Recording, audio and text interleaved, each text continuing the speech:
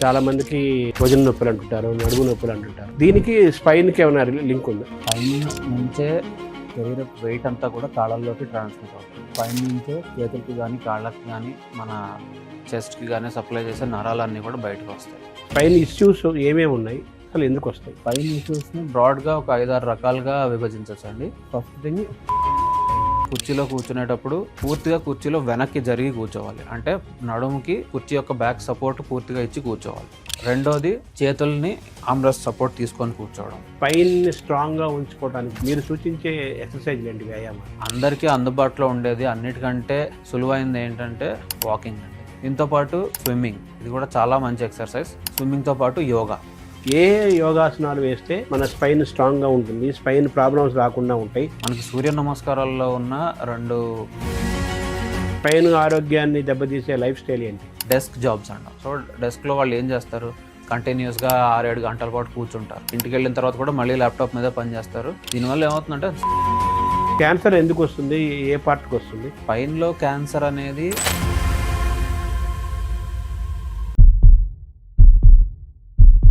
నమస్కారం, మనతో పాటు డాక్టర్ గోపరాజు ఆదిత్య ఉన్నారు. వారు ఆర్థోపెడిక్ స్పైన్ సర్జన్. ఆరోగ్యాన్ని ఎలా కాపాడుకోవాలి, ఇటువంటి సమస్యలు వస్తాయి, వాటిని ఎలా గుర్తించాలి, ప్రివెన్షను, కేరు, క్యూరు, మనం చేయాల్సింది, చేయకూడనిది, ఇవన్నీ కూడా డాక్టర్ గారి ద్వారా తెలుసుకునే ప్రయత్నం చేద్దాం. నమస్తే డాక్టర్ గారు. నమస్తే సార్. చాలా మందికి భుజం నొప్పులు అంటుంటారు, నడుము నొప్పులు అంటుంటారు. రకరకాలుగా వయసులతో సంబంధం లేకుండా ఉంటుంటాం ఈ మాట. దీనికి స్పైన్ కి ఏమైనా లింక్ ఉందా? సో మనకి స్పైన్ నుంచే మన శరీర వెయిట్ అంతా కూడా కాళ్ళల్లోకి ట్రాన్స్మిట్ అవుతుంది. దాంతోపాటు స్పైన్ నుంచే చేతులకి కానీ కాళ్ళకి కానీ మన చెస్ట్కి కానీ సప్లై చేసే నరాలన్నీ కూడా బయటకు వస్తాయి. స్పైన్లో ఏ ప్రాబ్లం ఉన్నా కూడా మనకి ఇలాంటి ప్రాబ్లమ్స్ అన్నీ డెఫినెట్గా వస్తాయి. స్పైన్ యొక్క పాత్ర ఏంటి అసలు మన శరీరంలో? ఉర్రె కింద నుంచి మనం కింద కూర్చునే టెయిల్ బోన్ వరకు ఉండే 33 బోన్స్ అంతటిని కలిపి దాన్ని మనం స్పైన్ అంటాం. స్పైన్ అనేది మన బాడీలో ఆబ్వియస్లీ వెన్నుముక లాంటి వాళ్ళు అంటే చాలా ఇంపార్టెంట్ రోల్ అని అర్థం. కాబట్టి మన బాడీ వెయిట్ని అంతా అది మోస్తుంది. ఫస్ట్ థింగ్, ఆ వెయిట్ని మోస్తూ దాన్ని 2 కాళ్ళకి ఈక్వల్గా షిఫ్ట్ చేయడంలో కూడా మన స్పైన్ అండ్ స్పైన్లో ఉండే లాస్ట్ పార్ట్, దాన్ని సేక్రమ్ అంటాం, ఆ పార్ట్ చాలా అన్నిటికంటే ఇంపార్టెంట్ రోల్ పోషిస్తుంది. దాంతోపాటుగా మన బ్రెయిన్ నుంచి కాళ్ళకి చేతులకి ఏవైతే సిగ్నల్స్ వెళ్ళాలో, దాంతోపాటు కాళ్ళ నుంచి చేతుల నుంచి మనకు సెన్సేషన్స్ కానీ ఇవన్నీ ఏవైతే బ్రెయిన్కి వెళ్ళాలో ఇవన్నీ కూడా మన స్పైనల్ కార్డ్ ద్వారానే వస్తాయి. స్పైనల్ కార్డ్ అనేది స్పైన్ వెన్నుపూసల లోపల ఉండే ఒక ట్యూబ్లో అది ఉంటుంది. సో మన బాడీ వెయిట్ మేనేజ్మెంట్తో పాటుగా ఈ మన సెన్సేషన్స్ కానీ మన కాళ్ళు చేతులు మూవ్మెంట్ అవ్వడానికి కావాల్సిన సిగ్నల్స్ వెళ్ళడానికి కానీ ఇది చాలా ఇంపార్టెంట్. దాంతోపాటు మూమెంట్స్. సో మనం అటు చూడాలన్నా ఇటు చూడాలన్నా ముందుకు వంగి ఏదైనా తీయాలన్నా ఏం చేయాలన్నా కూడా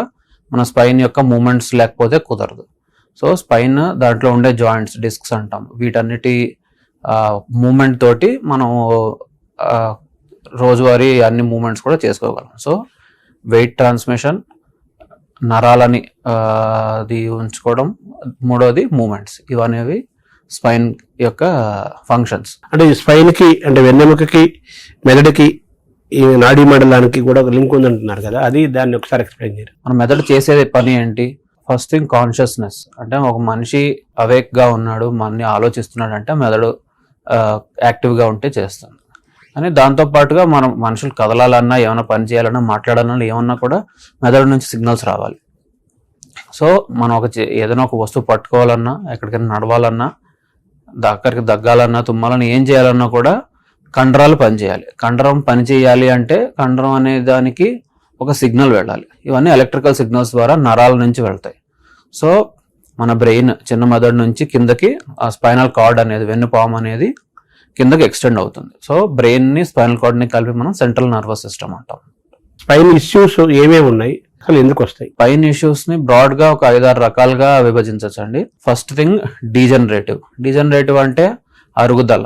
వయసు రీత్యా కొంతమందికి వాళ్ళు చేసే వృత్తి రీత్యా వచ్చే అరుగుదల, దీన్ని డీజనరేటివ్ అంటాం. ఇంకొకటి ఏంటంటే కంజనైటల్ అంటే పుట్టుకతోటే వచ్చే కొన్ని లోపాలు ఉంటాయి. సో దీన్ని కంజనైటల్ అంటాం. ఇంకొకటి ట్రామా అంటే ఏదైనా దెబ్బ తగలడం, ఫ్రాక్చర్స్ కావడం, ఇలాంటివన్నిటిని ట్రామా కింద. యాక్సిడెంట్స్ కూడా అందులోకి వస్తాయి. పైనుంచి కింద పడిపోయి ఏమైనా ఫ్రాక్చర్స్ అవ్వడం కానీ, యాక్సిడెంట్స్ అవ్వడం కానీ, ఇవన్నీ ట్రామా. ఇంకొకటి ట్యూమర్స్ అంటే నియోప్లేసియా అంటాం. అంటే ట్యూమర్స్ అంటే రకరకాల క్యాన్సర్ కావచ్చు, క్యాన్సర్ కాని గడ్డలు కావచ్చు, ఇలాంటివన్నిటిని ట్యూమర్స్ వస్తాయి. ఇంకొకటి ఇన్ఫ్లమేటరీ డిసీజ్ అంటాం. కొన్ని రోగాల్లో ఏమవుతుందంటే మన శరీరంలోని పార్ట్స్ కి అగేన్స్ట్ గా యాంటీబాడీస్ అనే దాన్ని ప్రొడ్యూస్ చేస్తుంది అనమాట. సో ఈ యాంటీబాడీస్ అనేవి మన స్పైన్ ని కనుక ఎఫెక్ట్ చేస్తే వీటిని ఇన్ఫ్లమేటరీ డిసీజెస్ అంటాం. ఇది కాకుండా ఇన్ఫెక్షన్, మన శరీరంలో లంగ్స్ కి కానీ ఇంకెక్కడైనా కూడా ఇన్ఫెక్షన్ వచ్చినట్టు స్పైన్ లో కూడా ఇన్ఫెక్షన్స్ వస్తాయి. సో ఇలా బ్రాడ్ గా స్పైన్ కి వచ్చే ప్రాబ్లమ్స్ మనం డివైడ్ చేసుకోవచ్చు. ఎందుకు వస్తాయి సమస్యలు? సో ఫస్ట్ థింగ్ అరుగుదల. మన శరీరం యొక్క పని ఏంటి? కూర్చోవడం కాదు, కదలడం. కదలిక అనేది మనిషికి కానీ ఏ యానిమల్ కైనా కానీ చాలా ఇంపార్టెంట్. సో కదులుతూ ఉంటే ఏదైనా కూడా అరిగిపోతుంది. వయసు పెరిగే కొద్దీ ఎన్ని సంవత్సరాలు మనం కదులుతూ ఉంటామో ఈ కదలిక వల్ల అరుగుదల అనేది ఖచ్చితంగా అంత పెరుగుతూ ఉంటుంది. కొంతమంది ఏంటి వెయిట్స్ లిఫ్ట్ చేసే వాళ్ళు ఉంటారు, తలల మీద బరువులు పెట్టుకుని మోసేవాళ్ళు, లేదా కండక్టర్స్ కానీ డ్రైవర్స్ కానీ వాళ్ళ జాబ్ లో భాగంగా వాళ్ళకి ఏమవుతుంది, కుదుపులు కానీ వీటన్నిటికీ వాళ్ళు ఎక్కువ గురవుతారు. సో దీని వల్ల కూడా నార్మల్ కంటే ఎక్కువ అరుగుదల వాళ్ళందరికీ వచ్చే అవకాశం ఉంటుంది. అంటే మీరు స్పైన్ లో 33 ఎముకలు ఉంటాయి, పూసలు ఉంటాయి, బేసికలీ పూసలు, వర్టిబ్రే. ఎలా ఉండటం వల్ల ఎక్కువ ఎఫెక్ట్ అవుతాయి? పోస్చర్. మీరు అడిగిన దానికి ఇండైరెక్ట్ ఇదేంటంటే పోస్చర్ ఎలా ఉండాలి అనేది. సో ఈ వెన్నుముకలో ఉండే వెన్ను పూసలన్నీ కూడా వాటికి ఒక నార్మల్ అలైన్మెంట్ ఉంటుంది. అంటే అవి న్యాచురల్ గా ఎలాగా ఉండాలి అనే దానికి సర్వైకల్ స్పైన్ అంటే మన మెడ భాగంలో ఉండే 7 ఎముకలు కూడా లార్డోసిస్ అంటాం. అంటే మైల్డ్ గా కొంచెం ముందరికి ఇలా వంగి ఉండాలి అవన్నీ వరుసలో పెడితే. రెండోది థొరాసిక్ అంటాం. థొరాసిక్ అనేది ఇందులో 12 ఎముకలు ఉంటాయి. ఇందులో అవి మైల్డ్ గా కొంచెం వెనక్కి వంగి ఉంటాయి వరుసగా పెడితే. సో పైనుంచి కిందకి ఇలా కొద్దిగా వెనక్కి వంగి మళ్ళీ ముందరకు వస్తుంది. లంబారు దీనికి ఎగ్జాక్ట్ గా ఆపోజిట్ అనమాట. సో మన స్పైన్ ఎలాగ ఉంటుందంటే పైనుంచి కింద దాకా ఒక బ్యాలెన్స్ వస్తుంది, అలాగని స్ట్రైట్ గా ఉండదు. కొన్ని కర్వ్స్ తోటి ఫైనల్ గా చూస్తే సెంటర్, మన స్కల్ యొక్క సెంటర్ నుంచి కింద టెయిల్ బోన్ వరకు ఒక లైన్ లోనే ఉంటుంది, మధ్యలో కర్వ్స్ ఉంటాయి అనమాట. సో ఈ కర్వ్స్ అనేవి మెయింటైన్ చేయడం అనేది చాలా ఇంపార్టెంట్. సో పోస్చర్ కరెక్ట్ గా ఎలా ఉంది అనేది మనకి మనమే చూసుకుంటూ ఉండాలి. అంటే కరెక్ట్ పోస్చర్ అంటే ఏంటి? ఎప్పుడైనా సరే మనం కుర్చీలో కూర్చునేటప్పుడు పూర్తిగా కుర్చీలో వెనక్కి జరిగి కూర్చోవాలి. అంటే నడుముకి ఆ కుర్చీ యొక్క బ్యాక్ సపోర్ట్ పూర్తిగా ఇచ్చి కూర్చోవాలి. రెండోది చేతుల్ని ఆర్మ్రెస్ట్ సపోర్ట్ తీసుకొని కూర్చోవడం. ఇంకొకటి పూర్తిగా ముందరికి వంగి కానీ, అంటే ఈ రోజులు మనం కంప్యూటర్స్ తో పనిచేసేటప్పుడు కానీ లేదంటే మొబైల్ చూసుకునేటప్పుడు కానీ ఏదైతే చేస్తున్నామో అది కంప్లీట్ గా ఆపోజిట్ అనమాట. సో మనం ఇలా ముందరకు వంగి చూసుకోవడం, ఇలా ముందరకు వంగిపోవడం అలా కాకుండా బుక్ రీడింగ్ ఉంటుంది కదా, బుక్ రీడింగ్ కూడా ఉంటుంది, రైటింగ్ కూడా ఉంటుంది. కానీ కంప్యూటర్ లో ఉన్నంత బ్యాడ్ పోస్చర్ అనేది పుస్తకాల్లో ఎప్పటికీ రాలేదు. ఎందుకంటే దాంట్లో అడిక్టివ్నెస్ అనేది ఉండకపోవచ్చు నేను అనుకుంటున్నాను. కొంతసేపు తర్వాత అయినా కూడా మనం పోస్చర్ అనేది కరెక్ట్ చేసుకోవడానికి అవకాశం ఉంటుంది పుస్తకాల్లో. కంప్యూటర్, మొబైల్లో ఇది లేదు. సో అయితే ఇందులో ఈ వెన్నెముకని కాపాడుకునే క్రమంలో బరువు యొక్క పాత్ర, లైఫ్ స్టైల్ పాత్రలు కూడా ఉంటాయా? అవునండి, డెఫినెట్ గా ఉంటాయి. సో మనం శరీరం ఎంత ఎక్కువ బరువు ఉంటే, మన చేతులు కానీ మన అబ్డోమెన్ కానీ వీటి దగ్గర ఎక్కువ ఫ్యాట్ పేరుకుపోతే ఆ బరువు అంతా మోసి మన కాళ్ళకి అందించాల్సింది స్పైన్ ఏమండి. సో స్పైన్ లో ఉండే డిస్క్లు గానీ అవన్నీ చాలా తొందరగా అరుగుతాయి. దాంతో పాటు నేచురల్ గా ఉండే కర్వ్స్ ఏవైతే లార్డోసిస్ అంటాం కదా, అది ఎక్కువ అయిపోతుంది. అది ఎంత ఎక్కువ అయిపోతే అంత మన స్పైన్ లో వెనకాల ఉండే చిన్న చిన్న జాయింట్స్ ఉంటాయండి, వాటిని ఫెసెట్ జాయింట్స్ అంటాం. ఆ జాయింట్స్ అంత తొందరగా అరిగిపోతే వాటికి అంత ఎక్కువ స్ట్రెయిన్ వస్తుంది. దాంతో పాటుగా ఆ వెయిట్ అంతటిని మనము కాళ్ళలోకి ట్రాన్స్మిట్ చేయాలి. సో ఆ కాళ్ళలోకి ఇచ్చేది SI జాయింట్స్ అని ఉంటాయి. ఆ జాయింట్స్ కూడా స్ట్రెయిన్ ఎక్కువ అవకాశం ఉంటుంది. తర్వాత మనకు తెలిసిందే కింద మోకాళ్ళ అరుగుదల ఇవన్నీ కూడా వెయిట్ ఎంత ఎక్కువ ఉంటే అంత తొందరగా వస్తాయి. సో మన బరువు అనేది ఎంత కంట్రోల్లో పెట్టుకుంటే స్పైన్ హెల్త్ ని మెయింటైన్ చేయడం అంత సులభం. స్పైన్ ఆరోగ్యాన్ని దెబ్బతీసే లైఫ్ స్టైల్ ఏంటి? స్పైన్ ఆరోగ్యాన్ని దెబ్బతీసే లైఫ్ స్టైల్ ఈ రోజు కామన్ గా ఉండేది IT లైఫ్ స్టైల్ అనుకోవచ్చు మనం. సో డెస్క్ జాబ్స్ అంటాం. సో డెస్క్ లో వాళ్ళు ఏం చేస్తారు, కంటిన్యూస్ గా 6-7 గంటల పాటు కూర్చుంటారు. దాంతో మధ్యలో లేవడం ఏమి ఉండదు. ఆ తర్వాత ఇంటికి వెళ్ళిన తర్వాత కూడా మళ్ళీ ల్యాప్టాప్ మీద పని చేస్తారు. కానీ ఈసారి టేబుల్ చైర్ వాడరు, మంచం మీద ఎక్కడ పడుకొని సోఫాలో కూర్చొని ఇవన్నీ చేస్తుంటారు. దీనివల్ల ఏమవుతుందంటే స్పైన్ యొక్క నార్మల్ అలైన్మెంట్ అనేది పూర్తిగా నాశనం అయిపోతుంది. సో మన సర్వైకల్ స్పైన్ ఇలా లార్డోసిస్ లో ఇలా ముందరకు వంగి ఉండాలి. కానీ ఎంత ముందరకు వంగి ఇలా ముందరకు వంగి పనిచేస్తే ఈ లార్డోసిస్ అనేది పోతుంది. మన లంబార్ స్పైన్ అంటాం, అన్నిటికంటే కింద ఉండే నడుము భాగం, అందులో లార్డోసిస్ పాడవుతుంది. దాంతో పాటు నడుముకి సపోర్ట్ లేకుండా కూర్చోవడం వల్ల కూడా ఇది ప్రాబ్లమ్స్ వస్తాయి. రెండోది ఎక్సర్సైజ్ లేకపోవడం. శరీరంలో మజిల్స్ ఏంటంటే వాటికి ఎంత పని ఇస్తే అవి అంత ఆరోగ్యంగా ఉంటాయి. సేమ్ ఎముకలు కూడా అంతే, వాటి మీద ఎంత మనము వాటిని యాక్టివేట్ చేస్తే అవి అంతా స్ట్రాంగ్ గా అవుతాయి. సో కండరాలకి పని లేదు, ఎందుకంటే రోజంతా కూర్చుని ఉంటున్నాం, ఇంటికి వచ్చి ఎక్సర్సైజ్ లేదు, ఒక వాకింగ్ లేదు. దాంతో పాటు ఫుడ్ కూడా ఈ అల్ట్రా ప్రాసెస్డ్ ఫుడ్ తినడము, ఇంతపాటు ప్రోటీన్ తక్కువ ఉన్న ఫుడ్ తినడం, ఎక్సర్సైజ్ లేకపోవడం, వీటన్నిటితో ఏమవుతుందంటే కండరాలు మన స్పైన్ ని పట్టుకొని స్టేబుల్ గా ఉంచి దాని మూవ్మెంట్ ని సహాయపడేవి మజిల్స్, కండరాలు. ఈ కండరాలు అనేవి వీక్ అవుతాయి. ఈ కండరాలు ఉండే ప్లేస్ లో ఫ్యాటీ రీప్లేస్మెంట్ అంటాం. కండరాలు మెల్లిమెల్లిగా కరుగుతుంటే వాటి స్థానంలో ఫ్యాట్ పెరుగుతూ ఉంటుంది. వీటన్నిటి వల్ల ఏమవుతుందంటే స్పైన్ అనేది గ్రాడ్యువల్ గా వీక్ అవుతూ వస్తుంది. అంటే మీరు చెప్పారు ఎక్సర్సైజ్ల గురించి, ఆహారం గురించి చెప్పారు కదా. అవును. స్పైన్ ని స్ట్రాంగ్ గా ఉంచుకోవడానికి, ఆ వ్యవస్థ మొత్తాన్ని స్ట్రాంగ్ గా ఉంచుకోవడానికి మీరు సూచించే ఎక్సర్సైజ్లు ఏంటి, వ్యాయామాలు? అందరికీ అందుబాటులో ఉండేది అన్నిటికంటే సులువైనది ఏంటంటే వాకింగ్ అండి. సో వాకింగ్ అనేది మన శరీరంలో ఒక కార్డియో ఎక్సర్సైజ్ గా అన్ని బాడీ పార్ట్స్ కి కూడా మంచిది. దాంతో పాటుగా మనం ఎరెక్ట్ గా అంటే నిటార్ గా నిలబడి నడవడం తోటి ఈ బ్యాక్ మజిల్స్ అనేవి, స్పైన్ ని సపోర్ట్ చేసే మజిల్స్ ఇవన్నీ కూడా చాలా స్ట్రాంగ్ అవుతాయి. కానీ ఇది ఒక రోజు, 2 రోజులు, వారం రోజులు వచ్చేది కాదు. అది ఏంటంటే నెలల పాటు, కొన్ని సంవత్సరాల పాటు కంటిన్యూస్ గా చేస్తే అప్పుడు మెయింటైన్ అవుతాయి. దీంతో పాటు అవకాశం ఉంటే స్విమ్మింగ్, ఇది కూడా చాలా మంచి ఎక్సర్సైజ్. అండ్ స్విమ్మింగ్ తో పాటు యోగా. సో మన స్పైన్ యొక్క మొబిలిటీని మెయింటైన్ చేసుకోవడం, అంటే చిన్నపిల్లలు ఎంత ఈజీగా సులభంగా కదులుతారో, ఎంతలాగా ఆడుకుంటారో, అన్ని చేస్తుంటారో, దాన్ని మెయింటైన్ చేయాలి అంటే దాని మూవ్మెంట్ యొక్క రేంజ్ ని రెగ్యులర్ గా మనం వాడుతూ ఉండాలి. లేదా అంటే తుప్పట్టినట్టు, అరిగినట్టు అవి అలా ఉండిపోతాయి. సో మన మూవ్మెంట్ రేంజ్ తగ్గిపోతుంది. సో వాకింగ్ తో పాటు ఎక్సర్సైజ్లు ఏమున్నాయి మీరు సూచించే? వాకింగ్ తో పాటుగా కొన్ని బ్యాక్ స్ట్రెంగ్థనింగ్ ఎక్సర్సైజెస్ ఉంటాయండి. సో బ్యాక్, దాంతో పాటు కోర్ అంటాం. కోర్ అబ్డామినల్ మజిల్స్ అంటే మన వెనకాల ఉండే మజిల్స్ తో పాటుగా ఈ ఫ్రంట్, ఇక్కడ కూడా ఈ మన అబ్డామన్ మజిల్స్ రెండు కూడా స్పైన్ ని స్ట్రాంగ్ గా ఉంచుతాయి. కాబట్టి వీటిని యాక్టివేట్ చేసే ఎక్సర్సైజెస్ అవన్నీ ఉంటాయి. సో పారాస్పైనల్ మజిల్స్, దీని స్ట్రెంగ్థనింగ్ ఎక్సర్సైజెస్ ఒక్కొక్క పార్ట్ కి ఒక్కొక్క విధంగా ఉంటాయి. మెడకి వేరేగా ఉంటాయి, లంబార్ కి వేరేగా ఉంటాయి. దాంతోపాటు అబ్డామన్ మజిల్స్ దానికి సెపరేట్. సో వీటన్నిటి ఎక్సర్సైజెస్ ద్వారా మనము స్పైన్ హెల్త్ అనేది నార్మల్ గా మెయింటైన్ చేసుకోవాలి. మీరు యోగా గురించి కూడా మీరు టాపిక్ తీసుకొచ్చారు. ఏ యోగాసనాలు వేస్తే మన స్పైన్ స్ట్రాంగ్ గా ఉంటుంది, స్పైన్ ప్రాబ్లమ్స్ రాకుండా ఉంటాయి? ఒకవేళ స్పైన్ ప్రాబ్లమ్స్ వస్తే ఏ యోగాసనాల ద్వారా వాటిని మనం కంట్రోల్ చేసుకోవచ్చు, ఆ నొప్పులను వాటిని పోగొట్టుకోవచ్చు? సో మనం స్పైన్ ప్రాబ్లమ్స్ రాకుండా నార్మల్ గా ఉన్నప్పుడు స్పైన్ మూమెంట్స్ ని, స్ట్రెంగ్త్ ని మెయింటైన్ చేసుకోవాలంటే చాలా మనకి సూర్య నమస్కారాల్లో ఉన్న 2 ఆసనాలు చాలా ఇంపార్టెంట్ అండి.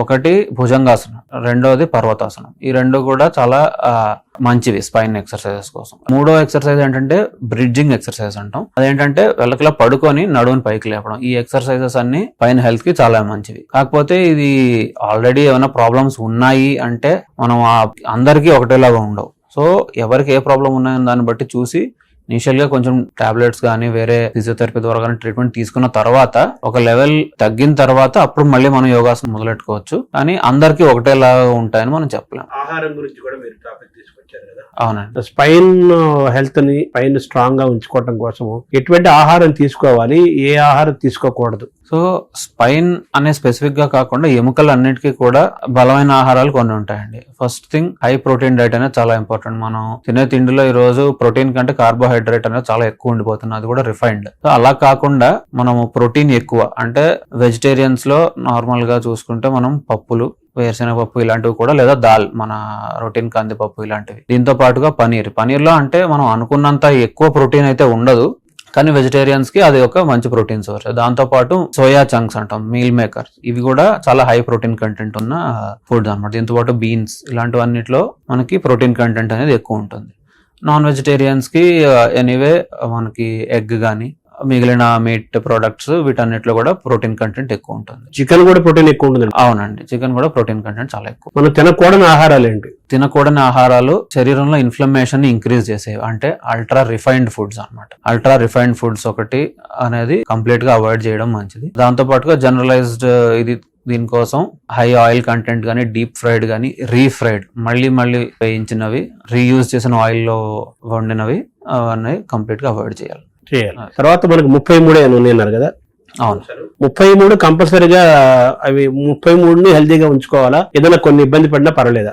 అంటే కరెక్ట్ 33 ఉండాలండి ఖచ్చితంగా. ఎందుకంటే మనం కొంతమందిలో చూస్తుంటాం, వాళ్ళకి ఏమవుతుందంటే పుట్టుకతోటే 33లో లంబార్ స్పైన్ లో ఒకటి ఉండదు, ఒక డిస్క్ అనేది ఫ్యూజ్ అయిపోయి 32 ఉంటాయి.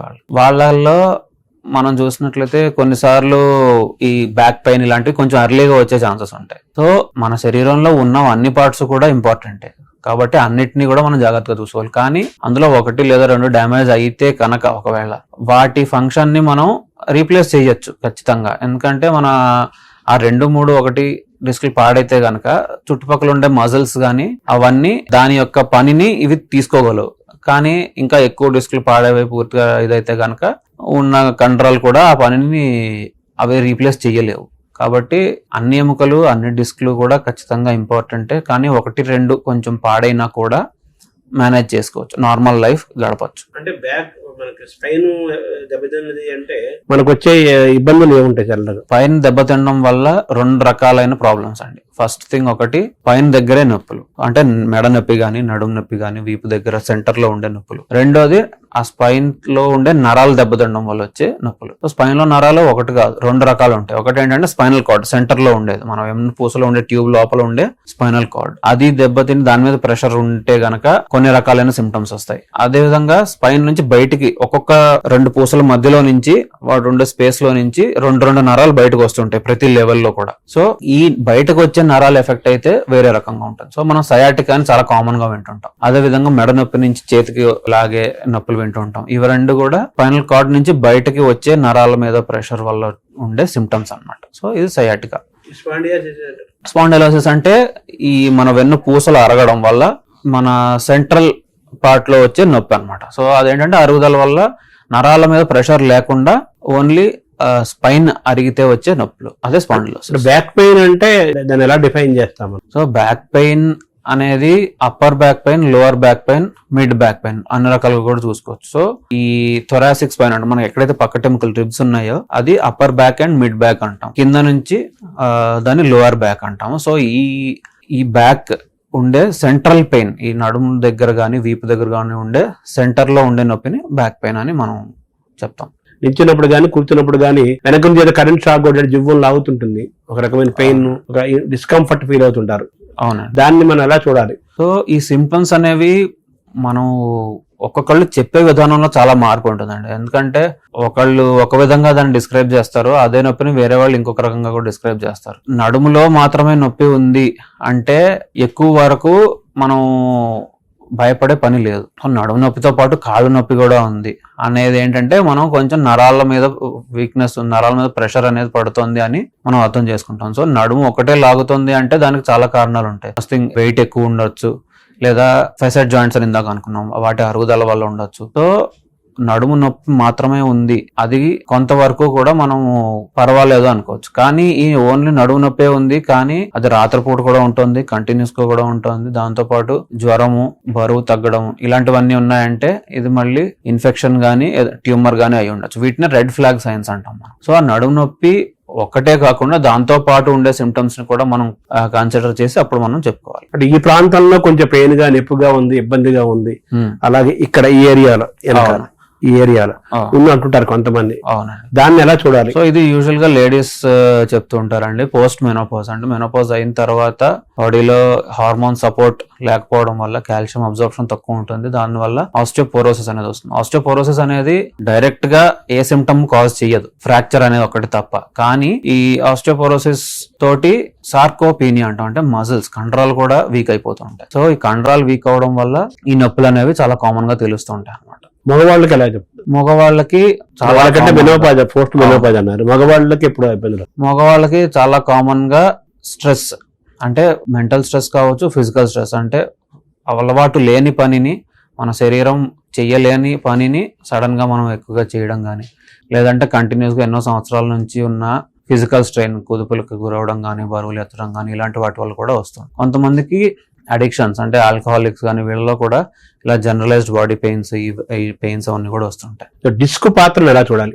డిస్క్ అనేది మన బాడీలో ఒక షాక్ అబ్జర్బర్ లాగా పనిచేస్తుంది. అంటే అది 2 వెన్ను పూసల మధ్యలో ఉండే మూవ్మెంట్ ని మెయింటైన్ చేస్తుంది, అదేవిధంగా ఎక్కువ కదలకుండా కూడా కాపాడుతుంది. దాంతోపాటు 2 పూసల మధ్యలో నుంచి వచ్చే నరాలని పూసలు కంప్రెస్ చేయకుండా, నొక్కకుండా అది కాపాడుతుంది. సో ఈ డిస్క్ అనేది మూమెంట్ కి కానీ నరాల ప్రొటెక్షన్ కి కానీ చాలా ఇంపార్టెంట్. కానీ కొన్నిసార్లు ఏమవుతుందంటే ఆ డిస్క్ బాగా ఏజ్ అయ్యింది అనుకోండి, వాళ్ళలో న్యాచురల్ గానే ఆ డిస్క్ లో ఉండే నీరు అదంతా పోయి ఆ డిస్క్ డ్రై అయిపోయి ఎండిపోయి దాని హైట్ అనేది తగ్గిపోతుంది. సో దానివల్ల బ్యాక్ పెయిన్, దాంతోపాటు ఆ డ్రై అయిపోయి బయటకి బల్జ్ అయ్యే డిస్క్ల వల్ల నరాల మీద కంప్రెషన్ కూడా రావచ్చు. కొన్నిసార్లు ఏమవుతుందంటే యంగ్ అంటే 20, 30లో ఉండే వాళ్ళకి సడన్ గా ఒక బరువులు ఎత్తడం కానీ వీటి వల్ల ఏమవుతుందంటే ఆ డిస్క్ అనేది చిరిగిపోతుంది. దాని పైన లేయర్ చిరిగి లోపల ఉండే జెల్లీ అనేది బయటకు వచ్చి అది నరాల మీద కంప్రెషన్ పెట్టచ్చు. సో ఈ డిస్క్ అనేది ప్రొటెక్టివ్ ఏజెంటే గానీ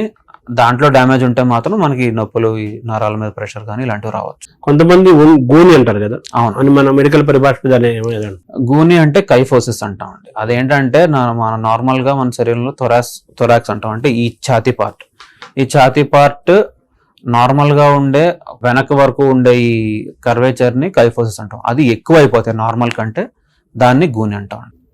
గూని ఎందుకు వస్తుంది? ఒకసారి గూని వస్తే ఇంక జీవితాంతం ఆ గూని అలా అనుభవించాలా? గూని పెరుగుతూ ఉంటుందా? గూని మళ్ళీ సెట్ చేసి సర్జరీ ద్వారా చేసేసి మళ్ళీ నార్మల్ ఒకప్పుడు దాకా స్ట్రైట్ గా తీసుకొచ్చే టెక్నాలజీ, మెడికల్ అడ్వాన్స్మెంట్ మన దగ్గర ఉందా ఈ రోజు? ఈ కైఫోసిస్ అనేది చాలా వాటి వల్ల వస్తుందండి. నార్మల్ గా కైఫోసిస్ దానికి అదే సెపరేట్ గా ఉండడం కొంచెం తక్కువ. కైఫోస్కోలియోసిస్ అంటాం. స్కోలియోసిస్ అంటే పైన వంపు తిరిగి ఉండడం ప్లస్ దాంతో పాటు ముందుకు బెండ్ ఉండడం, ఈ రెండింటిని కలిపి కైఫోస్కోలియోసిస్ అంటాం. ఇది కామన్ గా ఉంటుంది. కైఫోసిస్ అనేది చాలా కారణాల వల్ల వస్తుంది. కామన్ గా ఏంటంటే ఇడియోపతిక్ అంటాము. ఇడియోపతిక్ అంటే దానికి కారణమే మనకు తెలియదు అనే ఆ పదానికి అర్థమే అది. సో దీంతో పాటు ఇన్ఫెక్షన్స్, చాలా మందికి ట్యూబర్క్లోసిస్ ఇన్ఫెక్షన్ వచ్చి వెన్నులో పూసలన్నీ ఫ్రంట్ పార్ట్ లో దెబ్బతినడం వల్ల ఇలా ముందరకు ఉంగిపోతుంది. ఇదో కైఫోసిస్ ఉంటుంది. ఇదే కాకుండా పుట్టుకతోటే కొంతమందికి ఏమవుతుందంటే వాటి ఫార్మేషన్ సరిగ్గా ఉండదు. పూసలు నార్మల్ గా విడివిడిగా ఉండాల్సిన పూసలు ఏమవుతాయంటే అతుకుపోయి ఉంటాయి వాళ్ళకి పుట్టుకతోనే. సో వీళ్ళలో కూడా ఇలాంటి ప్రాబ్లమ్స్ రావచ్చు అనమాట. సో ఆ పేషెంట్ కి ఇబ్బంది ఏముంది ఆ గూని వల్ల అనేది చూసి అది కరెక్ట్ చెయ్యాలా వద్దా అనేది ముందు డిసైడ్ చేస్తాం. చెయ్యాలి అంటే కనుక ఖచ్చితంగా ఈ రోజు మనకి మెడికల్ టెక్నాలజీ దానికి అందుబాటులో ఉందండి. ఏం చేస్తాం అంటే ఆస్టియోటమీస్ అంటాం. అంటే ఎక్సెస్ గా ఉన్నది కానీ లేదంటే మనకు అవసరం లేని బోన్ ని మనం కట్ చేసి ఆ స్పైన్ ని మనం స్ట్రైట్ గా చేయొచ్చు. చేసి మళ్ళీ అదే పొజిషన్ లోకి వెళ్ళిపోకుండా స్క్రూస్, రాడ్స్ వేసి ఫిక్స్ చేస్తాం. కానీ ఇందులో ఏంటంటే మనకి నరాలు డ్యామేజ్ అయ్యే రిస్క్ కొంతవరకు ఉంటుంది.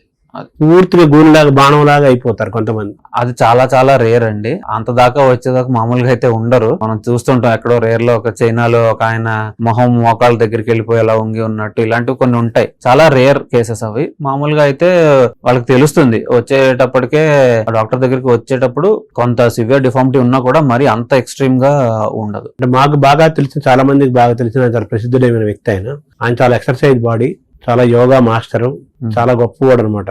అంటే రోజుకి 1000 నేలదండీలు, 2000 బర్చికీలు తీసి ఒక్కొక్క యోగాసనం 12 hours 15 hours వేసి మొత్తం ప్రాణాయామంలో కూడా ప్రయోగాలు చేసి చాలా కాలం చాలా ఫిట్ గా, చాలా తేజస్సుతో ఇలా సింహం లాగా నడుస్తూ ఉండే వ్యక్తి సడన్ గా ఒక కొత్త కాలం నుంచి పూర్తిగా ఇలా అయిపోయారు పూర్తిగా. అది ఎందుకు అలా? దానికి 2 కామన్ కారణాలు ఉంటాయండి. ఒకటి ఆస్టియోపోరోసిస్. నార్మల్ గా మేల్స్ లో ఆస్టియోపోరోసిస్ అంత సివియర్ గా కాజ్ చేయదు, కానీ కొన్ని రకాల ప్రాబ్లమ్స్ ఉంటాయి. అంటే మల్టిపుల్ మైలోమా అంటాం. ఏంటంటే ఒక రకమైన బ్లడ్ క్యాన్సర్. కానీ బ్లడ్ మన బోన్స్ లోనే ప్రొడ్యూస్ అవుతుంది కాబట్టి ఆ బోన్స్ ఏమన్నా మొత్తం అన్ని ఇన్వాల్వ్ అయి ఉంటాయి కనుక అది ఒకదాని మీద ఒకటి కొలాప్స్ అయిపోతుంటాయి. ఆ కొలాప్స్ అయిపోయేటప్పటికి మనిషి వంగిపోవడం ప్లస్ హైట్ తగ్గిపోవడం, ఈ 2 ఉంటాయి. ఇంకొకటి ఏంటంటే ఇది ఒక ఇన్ఫ్లమేటరీ డిసీజ్. ఇందాక చెప్పుకున్నట్టు దాన్ని యాంకైలోజింగ్ స్పాండిలైటిస్ అంటాం. అదేంటంటే మన బాడీలో పూసకి మధ్యలో మూవ్మెంట్ ఉంటుంది నార్మల్ గా డిస్క్లు, కానీ ఈ ప్రాబ్లం లో ఏమవుతుందంటే అవి అన్ని అతుక్కుపోతాయి. సో పైనుంచి కింద దాకా ఒకటే బోన్ లాగా తయారవుతుంది మన స్పైన్. ఇందులో కూడా అది అలా వయసు పెరిగే కొద్దీ ఒక 20 ఏళ్ళు ఆ వయసులో స్టార్ట్ అయితే 45-50 వచ్చేటప్పటికి వాళ్ళు పూర్తిగా ఇలా వంగిపోయి, అంటే ట్రీట్మెంట్ ఏం లేకపోతే కనుక వంగిపోయి బోన్ అనేది అసలు కదలదు అనమాట. ఇంకా ఒక వెన్నుపూసకి ఇంకో పూసకి మధ్యలో మూవ్మెంటే ఉండదు. సో ఈ 2 ప్రాబ్లమ్స్ లో ఇలాగ అయ్యే ఛాన్సెస్ ఉంటాయి. అంటే 80 ఏళ్ల వయసు దాకా ఎటువంటి ఇబ్బంది లేకుండా స్ట్రైట్ గా ఉన్న వ్యక్తి 80 ఏళ్ళు దాటితో ఒకసారి కంప్లీట్ ఇలా బాణం వంచిన బాణం లాగా అయిపోయారు. ఒక్కసారిగా అంటే అది ఆయన చూస్తే గానీ చెప్పడం కొంచెం కష్టం. అదే అండి. సో ఇది ఆస్టియోపోరోసిస్ లో ఇది కామన్ గా జరుగుతూ ఉంటుంది. సో వేరే ఏ ప్రాబ్లం వల్ల అయినా ఆస్టియోపోరోసిస్ ఒకవేళ వచ్చి ఆ ఎముకలన్నీ కొలాప్స్ అవుతూ ఉంటే కనుక ఖచ్చితంగా అలా అయ్యే అవకాశం. స్పైన్ హెల్త్ లో మీరు క్యాన్సర్ గురించి కూడా చెప్పారు. క్యాన్సర్ ఎందుకు వస్తుంది, ఏ పార్ట్ కి వస్తుంది, దాన్ని మనం రికవర్ చేసుకోగలుగుతామా, నార్మల్సీ తెచ్చుకోగలుగుతామా?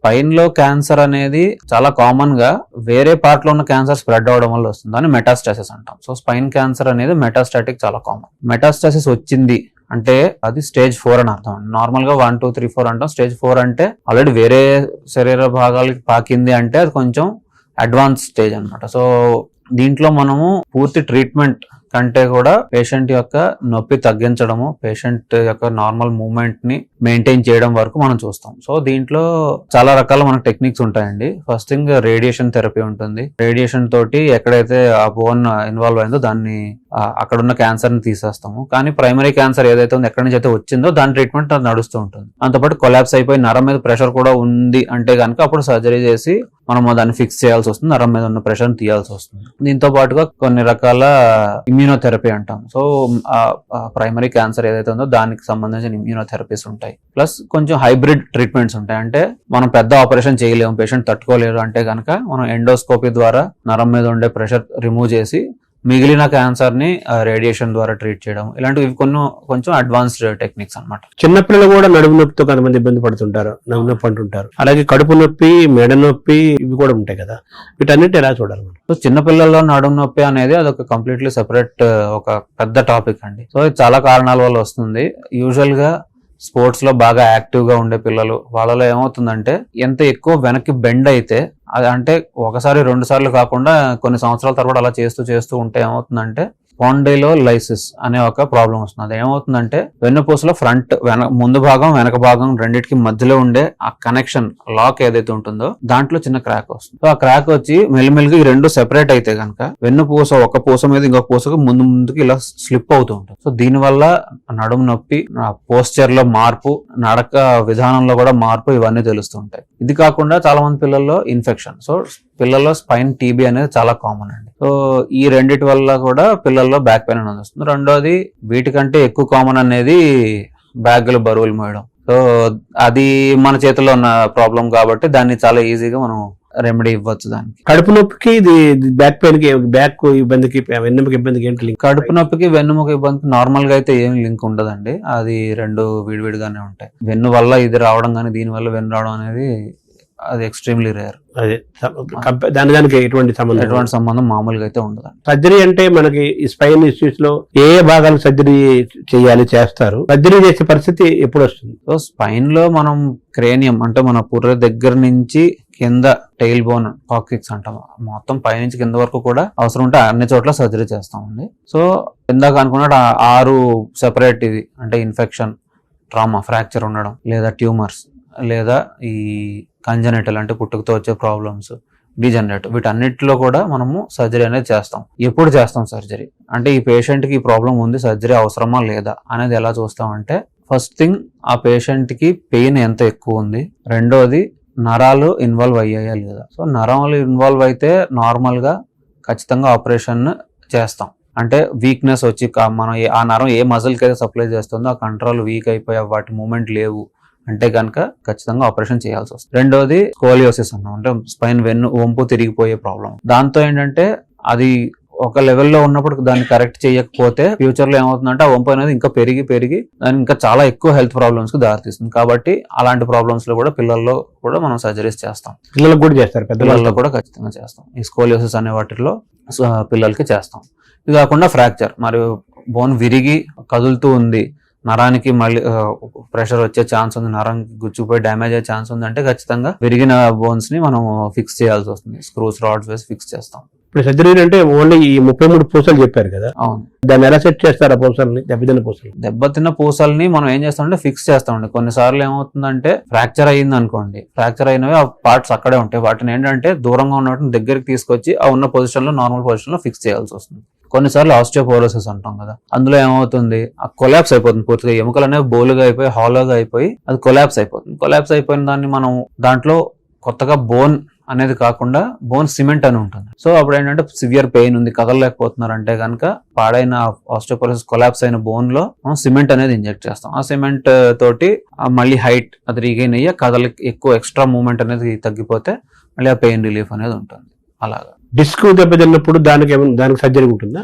డిస్క్ సర్జరీస్ కూడా ఉంటాయండి. సో డిస్క్ ఒకటి దెబ్బతింది అంటే డిస్క్ పైన లేయర్ చిరిగి కట్ అయ్యి దాంట్లో లోపల నుంచి బయటకు వచ్చింది అనుకోండి జెల్లీ, ఆ బయటకు వచ్చిన జెల్లీ పార్ట్ ఒకటి తీసేసే విధానం ఉంటుంది. అది కాదు డిస్క్ ఒకటే పాడయ్యి బాగా ఎక్కువ ఇబ్బంది పెడుతుంది, డిస్క్ ఎక్టమీ అని ఇందాక చెప్పిన ప్రొసీజర్ అది అవ్వట్లేదు అంటే గనక ఇప్పుడు మనకి డిస్క్ రీప్లేస్మెంట్ అనేవి కూడా ఉన్నాయండి. సో మనం ఆ పాడైన డిస్క్ మొత్తం రిమూవ్ చేసేసి దాని ప్లేస్ లో ఒక ఆర్టిఫిషియల్ డిస్క్ పెడతాం. అది సర్వైకల్ అంటే మెడ దగ్గర, ఇంకా లంబార్ మన ఈ నడుము దగ్గర కూడా అది అవైలబుల్ ఉందండి. ఆ సర్జరీస్ ఇంప్లాంట్స్ ఉంటాయి. ఆర్టిఫిషియల్ డిస్క్ నార్మల్ డిస్క్ ఏ విధంగా అయితే మూవ్మెంట్ ఉంటుందో ఆర్టిఫిషియల్ డిస్క్ లో కూడా మనం అందులో మూవ్మెంట్ ఉంటుంది. సో ఈ రీప్లేస్మెంట్ అనేది ఓన్లీ డిస్క్ అయినా ఇంకా ఏమేమి ఉంటాయి లోపల వెనకాల వెన్నెముక? డిస్క్ రీప్లేస్మెంట్ ఉంటుందండి. దాంతో పాటు వెన్ను పూసల్లో ఉండే వర్టిబ్రల్ బాడీ అంటాం, అంటే దాంట్లో అన్నిటికంటే ఎక్కువ మాస్ ఉండే పార్ట్, అవి కూడా బాగా డ్యామేజ్ అయిపోతే గనక దాని ప్లేస్ లో కూడా మనం మెటల్ ఇంప్లాంట్స్ పెట్టుకుంటాం. సర్వైకల్ క్యాన్సర్ అనమాట కూడా ఇవ్వబడుతుంది కదా. సర్వైకల్ క్యాన్సర్ అంటే సర్వైకల్ స్పైన్ గురించి కాదండి. సర్వైకమ్ అంటే దాని యొక్క గ్రీక్ గాని లాటిన్ గాని అందులో అర్థం ఏంటంటే మెడ అనే ఒక అర్థం. సో సర్వైకల్ క్యాన్సర్ అంటే మన గర్భసంచి దగ్గర ఉండే సర్విక్స్, దాని యొక్క క్యాన్సర్. దానికి ఈ మెడకి సంబంధం లేదు, రెండు వేరు వేరు. తర్వాత మనకి ఈ సర్జరీ అనేది ఒక సక్సెస్ రేషియో ఎలా ఉంటుంది? సర్జరీ తర్వాత ఎన్నేళ్ల పాటు వాళ్ళు ఆరోగ్యంగా ఉంటారు? మళ్ళీ సర్జరీ చేసుకోవాల్సిన పరిస్థితి వస్తుందా? మల్టీగా అనేక సార్లు సర్జరీ చేసే పరిస్థితి వస్తుందా? అది రిస్క్ అవుతుందా? ఒకసారి సర్జరీ చేస్తే సరిపోతుంది? ఈ సర్జరీ అనేది ఈ రోజు మనకున్న టెక్నాలజీ తోటి, మన ఆపరేషన్ థియేటర్ లో ఉండే ఇన్స్ట్రుమెంట్స్ కానివ్వండి, నరాలని మానిటరింగ్ చేసే ఎక్విప్మెంట్ కానివ్వండి, లేదా నావిగేషన్ అంటాం, రోబోట్స్ అంటాం, వీటన్నిటితోటి చాలా సేఫ్ అండి. ఇప్పుడున్న సేఫ్టీ ప్రొఫైల్ ఇంక మనకి రొటీన్ సర్జరీస్, నార్మల్ సర్జరీస్ లో అయితే మనం ఇంకా ఆల్మోస్ట్ 100% అని చెప్పుకోవచ్చు. నార్మల్ గా మనం చేసే సర్జరీస్ అన్నిట్లో కూడా తర్వాత రోజు పేషెంట్ లేచి నడవడం, ఇంకొక రోజులో ఇంటికి డిశ్చార్జ్ అయ్యి వెళ్ళడం కూడా జరుగుతుంది. కానీ రిస్క్ అనేది పేషెంట్ మీద కూడా ఆధారపడి ఉంటుంది. పేషెంట్ కి సర్జరీ కంటే ముందే ఎంత నరాలు డ్యామేజ్ ఉన్నాయి అనే దాని మీద కూడా ఆధారపడి ఉంటుంది. సో ఆల్రెడీ పేషెంట్ కి కొంచెం నరాలు డ్యామేజ్ ఉన్నాయి అంటే గనక రికవరీ అనేది ఎంత ఉంటుందని చెప్పలేము. రెండోది కొన్ని రకాల ప్రాబ్లమ్స్ ఉంటాయండి. అవి ఏంటంటే ఆ ప్రాబ్లం ఏమవుతుందంటే మనం స్పైన్ లో ఉండే కొంత కండ పెరిగి అది కాల్షియం లాగా బోన్ ఫామ్ అయిపోయి అది నరాల మీద ప్రెషర్ పెడుతుంది. సో ఆ ప్రెషర్ తీసే క్రమంలో నరానికి డ్యామేజ్ కూడా అవ్వచ్చు. సో ఇలాంటి సిచ్యువేషన్ లో పేషెంట్ కి ఆపరేషన్ ముందు కాళ్ళలో కొంతవరకు పవర్ ఉన్నా ఆపరేషన్ తర్వాత మళ్ళీ పవర్ తగ్గే ఛాన్సెస్ కూడా ఉంటాయి. కానీ ఇలాంటి ఛాన్సెస్ చాలా రేర్ అనమాట, లెస్ దెన్ 1% ఉంటాయి. సో మనం రెగ్యులర్ గా చేసుకునే నార్మల్ కేసెస్ లో 99.5% వరకు కూడా పేషెంట్లకి తర్వాత ప్రాబ్లమ్స్ అనేవి రావు. కానీ కొంతమందికి ఏమవుతుందంటే ఇప్పుడు ఎముకలు వీక్ గా ఉన్నాయి, ఆల్రెడీ ఆస్టియోపోరోసిస్ ఉంది, మనం ఒకసారి ఆపరేషన్ చేసినా ఆ ఆపరేషన్ ఫెయిల్ అవ్వడం, స్క్రూస్ అనేవి ఇంప్లాంట్ ఫెయిల్యూర్ అవ్వడం, ఇలాంటివి రావచ్చు. ఇదే విధంగా ఇప్పుడు ఇందాక చెప్పినట్టు ఆ కండ పెరిగి కాల్షియం లాగా బోన్ ఫామ్ అయ్యి నరం మీద ప్రెస్ చేసినప్పుడు మనం ఒక లెవెల్లో సర్జరీ చేస్తే ఆ పైన ఇంకొక 2-3 డిస్కుల దగ్గర కూడా ప్రాబ్లం రావడం, లేదంటే ఒక డిస్క్ ప్రొలాప్స్ అయింది దాన్ని సర్జరీ చేస్తే ఇంకొక డిస్క్ మళ్ళీ ప్రొలాప్స్ అవడం, ఇలాంటి ప్రాబ్లమ్స్ రావచ్చు. సో ఒక మనిషికి ఒకటేసారి సర్జరీ చెయ్యాలి అనేది ఏం లేదండి, అవసరాన్ని బట్టి ఎన్నిసార్లు అయినా చెయ్యొచ్చు. మనము ఫారెన్ కంట్రీస్ లో వాళ్ళ కేసు రిపోర్ట్స్ ప్రకారం వాటి ప్రకారం చూసినట్లయితే 7, 8, 9 సార్లు స్పైన్ సర్జరీలు చేయించుకున్న వాళ్ళు కూడా ఉంటారు. సో చేయించిన తర్వాత మనం సర్జరీ ఎంత తొందరగా చేస్తున్నాము, ఎంత కరెక్ట్ గా చేస్తున్నాం అనే దాని మీద వాళ్ళ రికవరీ అనేది డిపెండ్ అయి ఉంటుంది. మామూలు నొప్పులకి, నల్లగా వచ్చే పెయిన్స్ కి డిస్క్ స్లిప్ అయ్యే దానికి డిఫరెన్స్ ఎలా తెలుస్తుంది? సో డిస్క్ స్లిప్ అయ్యింది అంటే ఆ బ్యాక్ పెయిన్ యొక్క సివియారిటీ చాలా ఎక్కువ ఉంటుందండి. సో అక్యూట్ గా ఏదో క్రికెట్ ఆడుతూ కింద పడిపోవడం, లేదంటే సడన్ గా ఒక 30 కేజీలు 40 కేజీలు బస్తా ఎత్తాడు, ఇలాంటప్పుడు ఏమవుతుందంటే సివియర్ బ్యాక్ పెయిన్ వస్తుంది, అంటే మనిషి కదలలేని పరిస్థితి. దాంతో పాటు డిస్క్ వెళ్ళి నరం మీద ప్రెస్ చేసినప్పుడు ఎటువైపు అయితే ప్రెస్ చేసిందో ఆ కాలు లాగడం, సివియర్ రాడిక్యులోపతి అంటాం, అంటే కాలు నరం నొప్పిని రాడిక్యులోపతి అంటాం. ఇదే సయాటికా అని కూడా అంటాం. సో ఈ సయాటికా నొప్పి ప్లస్ సివియర్ బ్యాక్ పెయిన్, ఇవేంటంటే మనం అక్యూట్ గా డిస్క్ ప్రాబ్లం ఉంది అనేది మనకు చెప్తాం. తర్వాత మామూలుగా ఇందాక పోస్టర్స్ గురించి చెప్తూ కూర్చుండే విధానము, నిల్చుండే విధానం అవన్నీ చెప్పారు మీరు. మామూలు మనసు మనం 24 గంటలు మంచం మీద పనుకోవటం ఒక 8 to 9 hours ఉంటుంది కదా. ఈ పనుకోవటం కూడా మన స్టేట్ ఆఫ్ మంచం మీద పనుకునే విధానం కూడా మోస్ట్ ఇంపార్టెంట్. పోస్టర్ ఎక్కువ అవర్స్ ఇది కదా, దాన్ని ఎలా చూడాలి? మనకు దిండ్లు అలాగే పరుపులు రకరకాలు ఉన్నాయి కదా, దాన్ని ఎలా దాన్ని ఆ పోస్టర్ ఎలా మెయింటైన్ చేసుకోవాలి? దిండ్లు పరుపుల యొక్క పాత్ర ఏంటి? నిద్రలో పోస్టర్ మెయింటైన్ చేయడం అనేది మనకి మనంగా అయితే ఖచ్చితంగా చేసుకోలేము, ఎందుకంటే నిద్రలో ఉన్నప్పుడు మనల్ని మనం కంట్రోల్ చేసుకోలేము. కాబట్టి మీరు చెప్పినట్టు దిండ్లు పరుపులు అనేవి ఇంపార్టెంట్ పాత్ర పోషిస్తాయి. ఈ పరుపులు మార్కెటింగ్ వైజ్ వాళ్ళు రకరకాల మోడల్స్ తెచ్చారు, కాస్ట్లీ అలాగే తక్కువ కాస్ట్లీ అన్ని ఉంటాయి. అన్నిటికంటే ఇంపార్టెంట్ ఏంటంటే అందరికీ ఒకటే చిట్కా సరిపోదు, కాబట్టి ఎవరి శరీరానికి తగ్గట్టు వాళ్ళు చూసుకోవాలి. కాకపోతే కామన్ గా కొన్ని ఉంటాయి. ఒకటి ఏంటంటే ఆ పరుపు అనేది మనం చూస్తే మన దూది పరుపులు ఉంటాయి, బూరు దూది, కొన్ని రోజులు అయిన తర్వాత అక్కడికక్కడ గుంటలు పడిపోయి అలాగా అనీవెన్ గా ఉంటాయి. సో ఇలా అనీవెన్ సర్ఫేస్ అనేది ఉండకూడదు. రెండోది మీడియం ఫార్మ్ అనేది చాలా ఎక్కువ మందికి సూట్ అవుతుంది. అంటే మరీ ఎక్కువ మెత్తగా ఉందనుకోండి, మన బాడీ ఎటువైపు తిరిగినా కూడా లోపలికి వెళ్ళిపోయే ఆ పరిస్థితి ఉంటుంది. సో అలా కాకుండా మీడియం గా ఉండే గట్టిదనం ప్లస్ మొత్తం అంతా ఈవెన్ గా ఉండి గుంటలు అవి లేని పరుపులు అనేది వాడడం చాలా ఇంపార్టెంట్. రెండోది దిండు. చాలా ఎక్కువ మంది ఏం చేస్తారంటే ఎక్కువ ఎత్తున్న దిండు పెట్టుకుంటారు. దాంతో ఏమవుతుంది, నెక్ అనేది బెండ్ ముందుకు అవుతుంది. సో నార్మల్ గా నిద్రపోయే సమయంలో, పడుకునే సమయంలో మన శరీరంలో ఉండే డిస్క్లలో ప్రెషర్ అన్నిటికంటే తక్కువ ఉంటుంది. కానీ ఈ బెండ్ ఎక్కువ అవడం వల్ల మళ్ళీ ఆ ప్రెషర్ కూడా పెరుగుతుంది. కాబట్టి దిండు యొక్క హైట్ అనేది మీడియం నుంచి కొంచెం తక్కువ ఉంచుకోవడం చాలా బెటర్. రెండోది పక్కకి తిరిగి పడుకున్నప్పుడు మన తల పడుకున్న సైడ్ కానీ ఆపోజిట్ సైడ్ కానీ వంగకుండా ఉండే అంత హైట్ ఉండే దిండు యూజ్ చేయడం అనేది మన మెడకి హెల్దీ అండి. కొంతమంది 2 దిండ్లు 3 దిండ్లు కూడా పెట్టుకుని ఉంటారు. అవునండి, అదే కదా, దానివల్ల ప్రాబ్లమ్స్ అయితే వస్తాయి, ఖచ్చితంగా వస్తాయి. అసలు దిండు అవసరం ఉందా? దిండు అవసరం అనేది వెళ్ళకిలా పడుకున్నప్పుడు అంత ఎక్కువ లేకపోయినా పక్కకు తిరిగి పడుకున్నప్పుడు డెఫినెట్ గా ఉంటుందండి. కొంతమంది బోర్లో కూడా పడుకుంటుంటారు. బోర్లో పడుకున్నప్పుడు కూడా అవసరం ఉండదు. అది పడుకుంటారు. కొంతమంది పెద్దవాళ్ళు కూడా ఒక రకమైన అలవాటు ఉంటుంది. అవునండి, ఆ అలవాటుని మనం మార్చలేము, ఖచ్చితంగా శరీర తత్వంలో ఉన్నది. కాబట్టి మనం సైడ్ కి పడుకున్నప్పుడు దిండు ఉండడం అనేది ఇంపార్టెంట్. ఎక్కువ దిండు అసలు అవసరం ఉందంటారా? అసలు దిండు తీసేయచ్చా? పూర్తిగా తీసినా కూడా కొన్ని ప్రాబ్లమ్స్ వస్తాయండి. అదే చెప్తున్నాం కదా, మనం సైడ్ కి పడుకున్నప్పుడు ఈ మెడ అనేది ఇటు పక్కకు పడింది అనుకో, మనం ఒక పక్కకు పడుకున్నప్పుడు మన చెవికి ఈ భుజానికి ఉన్న గ్యాప్ లో మెడ వంగి ఉంది అంటే గనక, సో ఇటు సైడ్ నుంచి ఎక్కువ స్ట్రెచ్ అవుతుంది, ఇటువైపు కంప్రెస్ అవుతుంది. సో ఆ ప్రాబ్లం కూడా రాకూడదు. కాబట్టి చిన్న దిండు అయినా ఉంచుకుంటే బెటర్. ఈ బ్యాక్ పెయిన్ ఉన్న వాళ్ళు కొంతమంది నేలపైన పనుకుంటే తగ్గిపోతుంది, బాగుంటుంది అని అనుకుంటారు. దాన్ని ఎలా చూడాలి? అదేనండి, ఇందాక అనుకున్నట్టు అందరి ప్రపంచంలో ఉన్న అందరి శరీర తత్వం ఒకటే కాదు. వాళ్ళకి పనిచేసిందని మనకు పనిచేస్తుందని కాదు, మనకు పెరగచ్చు. కాబట్టి మనకి ఏది పనిచేస్తుంది అనేది మనమే డిసైడ్ చేసుకోవడం చాలా బెటర్. చాలా మందికి అదే రిలీఫ్ అనేది ఉంటుంది, చాలా మందికి రిలీఫ్ ఉంటుందండి దాంతో. అదే హార్డ్ మరీ ఎక్కువ మెత్తటి పరుపుల మీద పడుకున్నప్పుడు వాళ్ళకి ఏమవుతుందంటే, వేరే ఊరికి వెళ్ళినప్పుడు ఎప్పుడు వాళ్ళు చూస్తారు నడుము నొప్పి వచ్చినట్టు అనిపిస్తుంది. సో వాళ్ళు హార్డ్ సర్ఫేస్ మీద అంటే నేల మీద పడుకున్నప్పుడు చాప వేసుకుని పడుకుంటే వాళ్ళకి బెటర్ గా ఉంటుంది. సో చాలా మందికి చాలా సందర్భాల్లో అది బాగానే పనిచేస్తుంది. సైంటిఫిక్ గా మెడికల్ గా అది కరెక్టేనా అంటున్నా, అది అడుగుతున్నా. మెడికల్ గా కరెక్టేనా అనేది సమాధానం లేదండి, ఎందుకంటే అందరికీ ఒకటని చెప్పలేము. అదే కాల్షియం గురించి కూడా మీరు మధ్యలో ప్రస్తావించారు. అవునండి. సో కాల్షియం కి ఈ బోన్స్ కి ఎముకలకి లింక్ ఉందా? కాల్షియం లోపాన్ని ఎలా చూడాలి? కాల్షియం ఎందుకు మనకు లోపం జరుగుతుంది, డెఫిషియన్సీ ఎందుకు వస్తుంది? కాల్షియం ని మనం లోపం రాకుండా ఉండాలంటే ఏం చేయాలి? కాల్షియం బాగా సమృద్ధిగా ఉండాలంటే ఏం చేయాలి? ఆహార పరంగా కానీ ఇంకేదైనా పరంగా కానీ. ఎముకలు అనేవి కాల్షియంతోనే తయారై ఉన్నాయండి. అందులో more than 90% of the weight of ఎముకలు కాల్షియమే ఉంటుంది. సో కాల్షియం లేకుండా ఎముకలు లేవు. కాబట్టి కాల్షియం మన డయట్ లో, కాకపోతే ఎముకలు అనేవి ఒకసారి తయారైన అలాగే ఉండవండి.